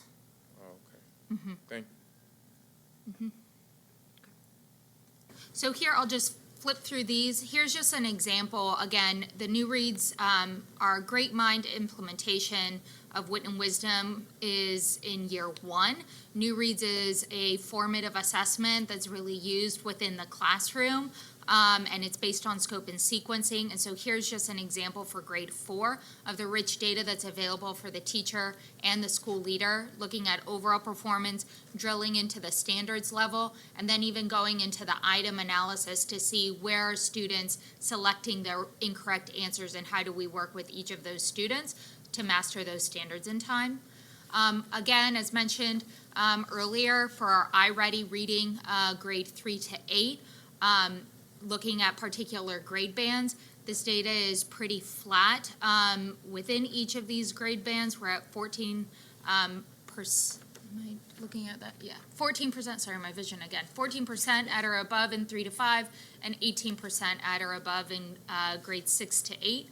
And then again, similar story as in math, the majority of our students are performing 2+ below in grades 9 through 11 with 76%.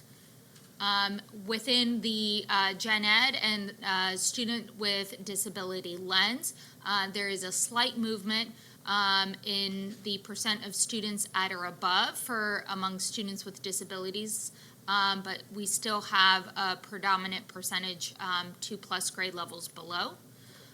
When we look at that movement piece, again, following that grade 3 cohort from school year 16-17 to where they are now at the beginning of year in grade 5, 18-19, again, the majority of our students are making yearly annual growth, but where we're really focused on is where are we seeing more than a year's worth of growth consistently.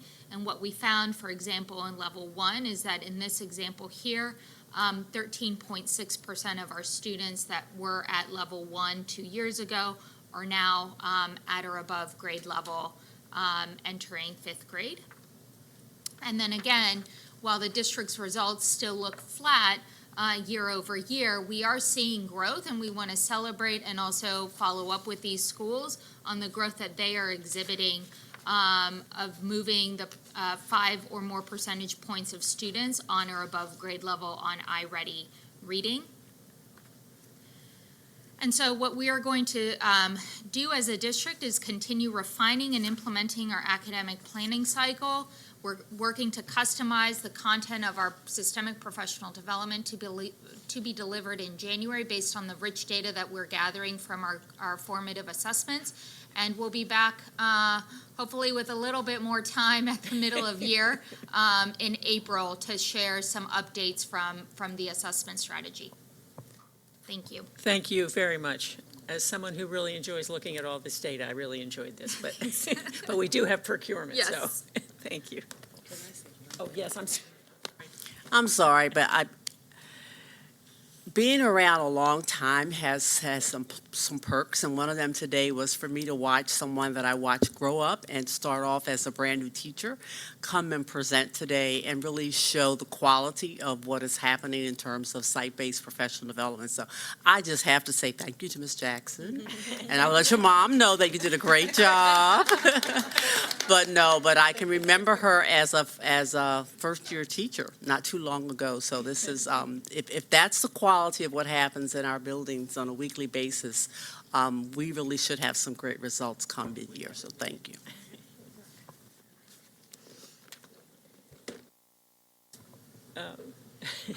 Procurement.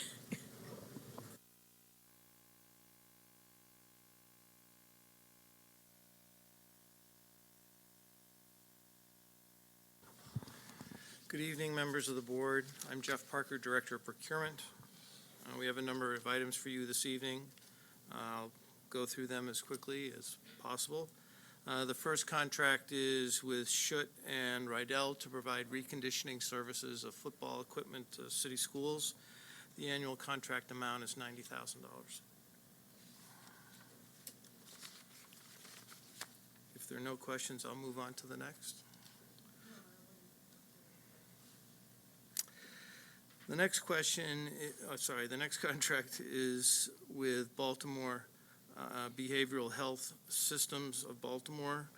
City Schools shares in the cost of a coordinator to provide supervision to our 4 outpatient mental health clinics that provide health services to 125 schools.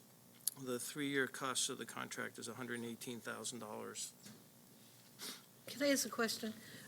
When you present for teaching and learning the procurement, is there a reason why it's not presented at the operations committee? Or do you want to move it faster? Or what's the procedure with this? So the procedure's always been that we segregate teaching and learning Okay, contracts to present to you, and then we focus operation contracts on the other half of Okay, the I see. subcommittee. okay. I was wondering why, since we're talking about money, that we separated. Yep. Okay, no problem. Thank you. No worries. The next contract is with Certiport. This contract provides industry certification licenses for career and technology students. The certifications are specific to Adobe Certified Associates as well as Microsoft Office Specialist certifications. The annual contract amount is $95,000 and is funded from a grant from Carl Perkins. This isn't a question for, I mean, I guess not for you, but will we see updates of pass rates of students for the certification exams? Will we ever see those at any part of the year? Hi there, Rachel Pfeiffer, Executive Director for College and Career Readiness. Yes, we will provide a CTE update in April, I believe, and then you'll be able to see certification rates then. Thanks, Doc. Absolutely. Thanks, Rachel. The next contract, the board is requested to approve an increase to a requirements contract with the Center for Supportive Schools. The contract increase amount is $720,000. The increase is to provide services provided by this vendor at 11 CEIS schools. This will be supporting the work of what you were talking about with the turnaround schools? No, those are CSI schools. These are CEI, he's referring to CEIS schools. Oh, sorry. The mentoring piece, right? And is the increase due to the length of the contract So or the number of schools? Or we've rewritten our CEIS plan. It's and some of you may know it's like taking money from the special ed the pot and using that for students with this in general ed as a proactive approach to supporting them prior to needing something like an IEP. And we've identified new schools for this school year. And this is one of the, based on data and looking at the needs and trying to prevent and reduce suspensions, this is one of the partners that we would like to work with. We already work with them in the district, but we want to be able to open this up to these new CIS schools. Thank you. Hello.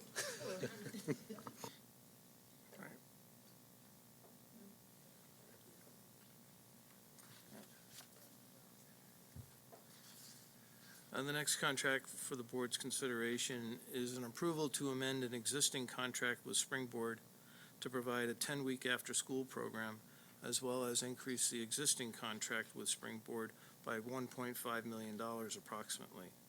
The contract provides a 10-week after-school program as well as a 5-week summer program to support approximately 2,000 students across the district.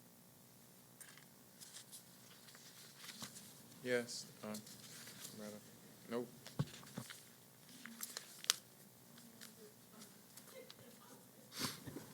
Okay, this does involve the school, the CSI schools and the schools we just mentioned I'm seeing here. Is that correct? That is correct. Okay. And CEIS, okay. Okay. So there were 327 students that were impacted by this previously, and we're looking to now increase that to approximately 1,800 or 2,000? Increase it to nearly 2,000, Commissioner. To 2,000. Okay. Is there a way that we can increase that number of students that will be impacted by Springboard? So the number is going from 5 schools to 10 total for the CSI schools, and then we're adding 5 schools. These is based off of current allocations, and what it's doing is that it's focusing on targeted schools that will be identified, and the focus of those schools in terms of literacy. Literacy meaning like the English language arts curriculum? Yes. Okay, thanks. My last question, for the CSI schools, is the current or the ones we are anticipating? The ones that are being named now. Okay. The prior designation was priority schools, so now that we're transitioning So to the CSI. it'll in be anticipation, this is going to be one of the interventions that we That's have in correct. place? Okay. That's correct. And we need a vote on this? No. No. And that's all for procurement.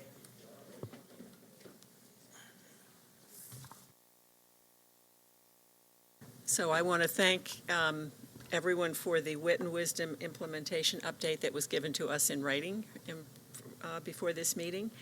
And we will not be meeting in January because schools will be closed for winter break. But we will meet on February 5th, so that will be our next meeting. And the agenda items for that night will be the English learner update, 2018 summer learning evaluation and 2019 plan, and curriculum approval for science and technology. And the written update will be the 21st century learning. And if there are no other comments, we will be adjourned. Thank you all. For the public. Oh, I'm sorry. Are there people here from the public that wanted to speak? We didn't have anyone sign up ahead of time. Is there anyone here who would like to speak? Okay, thank you very much. Sorry. Now we're adjourned. We asked.